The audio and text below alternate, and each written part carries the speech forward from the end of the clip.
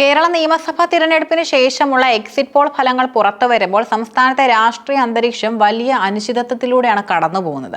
ഈ സാഹചര്യത്തിലാണ് SNDP യോഗം ജനറൽ സെക്രട്ടറി വെള്ളാപ്പള്ളി നടേശൻ തന്റെ പതിവ് ശൈലിയിലുള്ള മൂർച്ചയുള്ള വാക്കുകളുമായി രംഗത്തെത്തിയത്.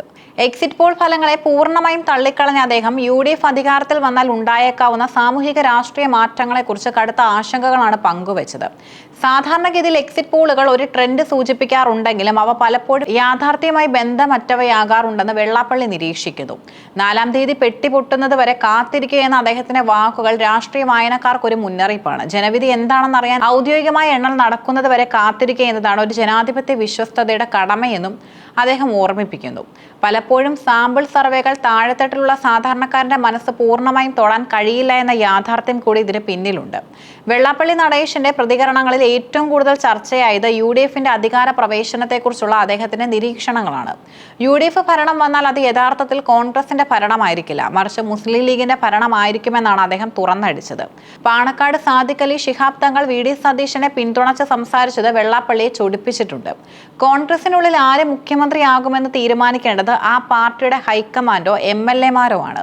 എന്നാൽ ലീഗ് അധ്യക്ഷൻ മുഖ്യമന്ത്രിയെ പ്രഖ്യാപിക്കുന്ന സാഹചര്യം വന്നാൽ അത് UDFൽ ലീഗിനുള്ള അമിതമായ സ്വാധീനമാണ് കാണിക്കുന്നത്. UDF സംവിധാനം വന്നാൽ കേരളത്തിൽ മതാധിപത്യം ശക്തിപ്പെടുമെന്ന് അദ്ദേഹം ഭയപ്പെടുന്നു. മുസ്ലിം ലീഗ് ഭരണത്തിന്റെ കടിഞ്ഞാൻ ഏറ്റെടുക്കുമെന്നും അവർ ഇരിക്കാൻ പറഞ്ഞാൽ കോൺഗ്രസ് നേതാക്കൾ കിടക്കുന്ന അവസ്ഥയാണെന്നും അദ്ദേഹം പരിഹസിച്ചു. മാറാട് സംഭവങ്ങൾ ആവർത്തിക്കുമെന്ന അദ്ദേഹത്തിന്റെ പ്രസ്താവന കേരളത്തിലെ സാമുദായിക ധ്രുവീകരണത്തെക്കുറിച്ചുള്ള ഗൗരവകരമായ ആകുലതയാണ് വ്യക്തമാക്കുന്നത്.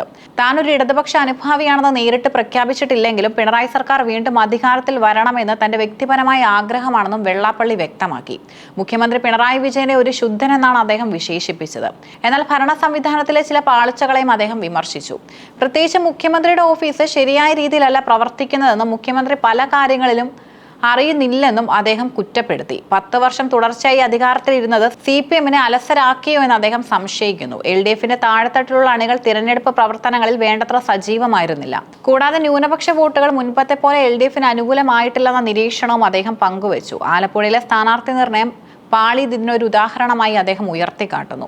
കേരളത്തിലെ ത്രികോണ മത്സരത്തിൽ BJPയുടെ വളർച്ചയെ വെള്ളാപ്പള്ളി അംഗീകരിക്കുന്നുമുണ്ട്. രാജീവ് ചന്ദ്രശേഖറിന്റെ നേതൃത്വത്തിൽ BJP മികച്ച രീതിയിൽ പ്രവർത്തിച്ചുവെന്നും BJP പിടിക്കുന്ന വോട്ടുകൾ പരമ്പരാഗതമായ 2 മുന്നണികൾക്കും വലിയ പ്രത്യാഘാതങ്ങൾ ഉണ്ടാക്കുമെന്നും അദ്ദേഹം തുറന്നു പറഞ്ഞു.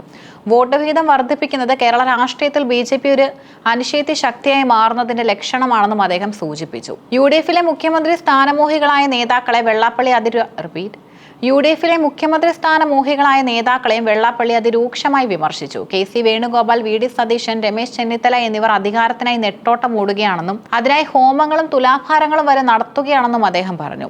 ഇത്തരത്തിൽ അധികാരത്തിനായി പരവശനായി നിൽക്കുന്നവർ സംസ്ഥാനത്തെ നയിക്കാൻ പ്രാപ്തരാണോ എന്ന ചോദ്യമാണ് അദ്ദേഹം ഉന്നയിക്കുന്നത്. മലപ്പുറം ജില്ല മുസ്ലിം ലീഗിന് ഒരു പ്രത്യേക രാജ്യമല്ലെന്നും ഇവിടം പാകിസ്ഥാൻ അല്ലെന്നും അദ്ദേഹം ഓർമ്മിപ്പിച്ചു. രാഷ്ട്രീയ വിയോജിപ്പുകളെ സാമുദായികമായ ആക്രമണമായി മാറ്റുന്ന ലീഗിന്റെ രീതി ശരിയല്ല. മുമ്പ് ലീഗിനൊപ്പം നിന്നപ്പോൾ തന്നെ വാനോളം പുകഴ്ത്തിയവർ ഇപ്പോൾ തന്റെ കോലം കത്തിക്കുന്നത് ഇടുങ്ങിയ ചിന്താഗതിയുടെ ഫലമാണെന്നും അദ്ദേഹം തുറന്നു പറഞ്ഞു. വെള്ളാപ്പള്ളി നടേശന്റെ വാക്കുകൾ കേരളത്തിലെ നിലവിലുള്ള രാഷ്ട്രീയ സമവാക്യങ്ങളെ കീഴ്മേൽ മറിക്കുന്നവയാണ്. ഒരു വശത്ത് ഭരണ തുടർച്ച ആഗ്രഹിക്കുന്നിടത്ത് മുന്നണിയും മറുവശത്ത് ഭരണം പിടിക്കാൻ ശ്രമിക്കുന്ന UDFും തമ്മിലുള്ള പോരാട്ടത്തിൽ സാമുദായിക സംഘടനകളുടെ നിലപാട് എത്രത്തോളം നിർണായകമാകുമെന്നും ഈ പ്രതികരണം വ്യക്തമാക്കുന്നു. സമ്പൂർണ്ണ അവർണ്ണ വ്യത്യാസങ്ങൾക്കും സാമുദായിക പ്രീണനങ്ങൾക്കും അതീതമായി കേരളം ഒരു മതേതര നിലപാട് സ്വീകരിക്കുമെന്നാണ് അദ്ദേഹം ആഗ്രഹിക്കുന്നത്. എങ്കിലും UDF വന്നാൽ ഉണ്ടാകുന്ന ലീഗ് ആധിപത്യം ഒരു പ്രത്യേക വിഭാഗത്തിലെ മാത്രം താല്പര്യങ്ങൾ സംരക്ഷിക്കുന്ന ഭരണം കൊണ്ടുവരുമോ എന്ന ആശങ്കയും അദ്ദേഹം ശക്തമായി പ്രകടിപ്പിച്ചു. 4-ാം തീയതി ഫലം വരുമ്പോൾ ഈ പ്രവചനങ്ങളും ആകുലതകളും എത്രത്തോളം ശരിയാകുമെന്ന് കേരളത്തിന് ബോധ്യപ്പെടും.